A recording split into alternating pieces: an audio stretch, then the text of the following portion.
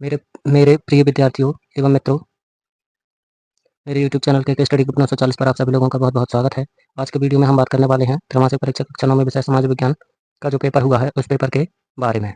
तो इस वीडियो में आप लोगों को आज के पेपर का पूरे फुल एनालिसिस कराया जाएगा और यहाँ पर प्रत्येक प्रश्न का आंसर भी बताया जाएगा। तो आप लोग जल्दी-जल्दी प्रश्न पत्र को ला लीजिए कि हमने किस प्रश्न का आंसर सही किया है और किस प्रश्न का आंसर गलत किया है। साथ ही आप लोगों को यह पता भी हो जाएगा कि हम पास हो रहे हैं या नहीं। तो इसमें प्रश्न पहला है, सही विकल्प चुनकर लिखिए। तो भारत किस महाद्वीप का हिस्सा है? तो जो भारत है ये एशिया महाद्वीप का हिस्सा है, तो ये इसका राइट आंसर हो जाएगा। दूसरा है, नर्मदा नदी का उद्गम स्थल कहाँ है? तो जो नर्मदा नदी है ये अमरकंटक से निकलती है। तीसरा है, फ्रांस की क्रांति कब प्रारंभ हुई? तो जो फ्रांस की क्रांति है यह 1789 ईस्वी में प्रारंभ हुई। चौथा है, डेमोक्रेसी शब्द जो है किस भाषा से लिया गया है? तो ये यूनानी भाषा का शब्द है। पांचवा है, भारत में वयस्क मताधिकार की उम्र। तो भारत में वयस्क मताधिकार की उम्र जो है वह 18 वर्ष है। छठवां, उत्पादन क्रिया की प्रमुख आवश्यकता है। तो उत्पादन क्रिया की प्रमुख आवश्यकता जो है वह है मानव पूंजी।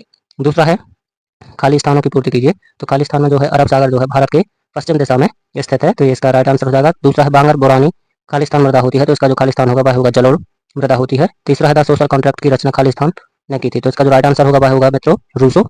चौथा है, मैक्सिको देश वर्ष में खाली स्थान आजाद हुआ था। तो मैक्सिको जो है वह 1821 में आजाद हुआ था। पांचवा है, पालमपुर का मुख्य खाली स्थान व्यवसाय है। तो पालमपुर का जो मुख्य व्यवसाय है वह है कृषि। अर्थव्यवस्था के प्रमुख क्षेत्र खाली स्थान होते हैं, तो अर्थव्यवस्था के प्रमुख क्षेत्र जो होते हैं प्राथमिक क्षेत्र, द्वितीय क्षेत्र और तृतीय क्षेत्र होते हैं। प्रश्न तीसरा है, निम्नलिखित प्रश्नों के सत्य और असत्य लिखिए। तो पहला है, विश्व का सबसे बड़ा नदी द्वीप अंडमान निकोबार द्वीप समूह है, तो ये असत्य हो जाएगा।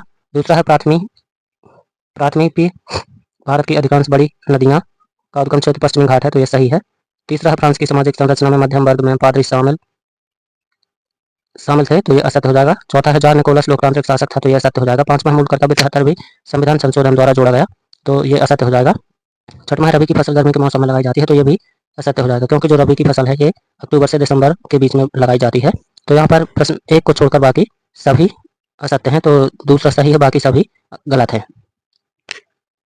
देखते हैं प्रश्न चौथा, सही जोड़ी बनाइए। तो कालामा और कालम्बा, तो जो दोआब है ये दो नदियों के बीच का भाग होता है, तो ये इसका राइट आंसर हो जाएगा। दूसरा है, राजेंद्र प्रसाद, तो राजेंद्र प्रसाद जो थे प्रारूप संविधान निर्माण समिति के प्रारूप समिति के अध्यक्ष थे, तो ये दूसरे का राइट आंसर हो जाएगा। तीसरा, भीमराव अम्बेडकर, BR अम्बेडकर, तो ये संविधान सभा के अध्यक्ष थे, तो ये तीसरे का राइट आंसर हो जाएगा। चौथा है, हिमानी, तो हिमानी जो है ये हिम और बर्फ के खिसकते दर से है, तो ये चौथे का राइट आंसर हो जाएगा। पांचवा है, कंप्यूटर, तो जो कंप्यूटर है ये स्थायी रानी है, तो ये पांचवे का आंसर हो जाएगा। छठवां है, गैर कृषि कार्य, तो जो गैर कृषि कार्य डेयरी परिवहन और लघु उद्योग है ये गैर कृषि कार्य के अंतर्गत आ जाएंगे। प्रश्न पांचवा है, एक शब्द या एक वाक्य में उत्तर दीजिए। तो अंडमान निकोबार द्वीप समूह कहाँ पर स्थित है? तो ये अंडमान निकोबार द्वीप समूह जो है ये बंगाल की खाड़ी के दक्षिण दिशा में अर्थात हिंद महासागर में स्थित है। मैरी एंटोइनेट कौन थी? तीसरा, ड्यूमा क्या है? चौथा, कार्ल मार्क्स का पूंजीवाद पर क्या विचार था? पांचवा है, छिपी हुई बेरोजगारी का दूसरा नाम क्या है? तो उसे प्रच्छन्न बेरोजगारी कहते हैं। छठवां है, डॉक्टर नेल्सन मंडेला को किस जेल में रखा गया था? तो डॉक्टर नेल्सन मंडेला को रोबेन द्वीप जेल में रखा गया था। प्रश्न छठवां है, लघु उत्तरीय प्रश्न, तो यहाँ पर हमको 12 क्वेश्चन है और 12 क्वेश्चन जो है प्रत्येक प्रश्न 2 अंक का है। तो यहाँ पर तराई क्या है? तो जो हिमालय की तलछटी में स्थित मैदान है जिनमें आकर नदियों के मिलने से बनते हैं उन्हें तराई कहते हैं। दूसरा है, भारत के पड़ोसी देशों के नाम, तो पाकिस्तान, अफगानिस्तान, चीन, नेपाल, भूटान, बांग्लादेश, मालदीव, ये सभी भारत के पड़ोसी देश हैं।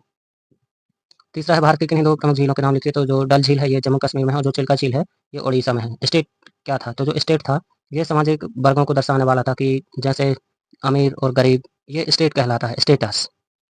प्रश्न पांचवा है, फ्रांस में दास प्रथा का उन्मूलन कब और किस प्रकार हुआ? तो 1794 में जैकोबिन के शासनकाल में दास प्रथा का उन्मूलन हुआ। खूनी परिवार रविवार की घटना क्या थी? तो 22 जनवरी 1905 को रूस में हुई थी, जिसमें पीटर्सबर्ग ने निहत्थे प्रदर्शनकारियों पर अंधाधुंध गोलियां चलाई थी। सातवां है, लोकतांत्रिक सरकार क्या होती हैं? तो लोकतांत्रिक सरकार जो होती हैं जिसमें शासन की शक्ति जो होती है वो जनता के हाथों में होती है और जनता अपने प्रतिनिधि का चुनाव करती है, ये कहलाती है लोकतांत्रिक सरकारें। आठवां है, रंग भेद क्या है? तो जब गोरे और काले लोगों के बीच में भेदभाव किया जाता है तो उसे हम रंग भेद कहते हैं।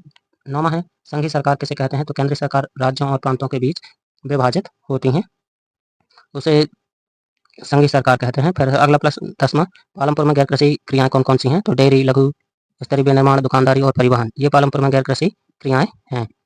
11वां है, कार्यशील पूंजी का अर्थ बताइए। तो कच्ची सामग्री, नगद पैसा और दैनिक खर्चों के लिए आवश्यक धन का होना कार्यशील पूंजी का अर्थ है।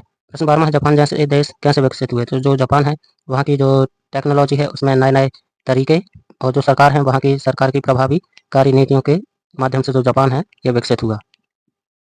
प्रश्न 7वां है, हरित क्रांति क्या है? तो हरित क्रांति में जो रासायनिक उर्वरकों, कीटनाशकों और सिंचाई के आधुनिक तरीकों का उपयोग करके जब फसलों के उत्पादन में वृद्धि की जाती है तो उसे हम हरित क्रांति कहते हैं।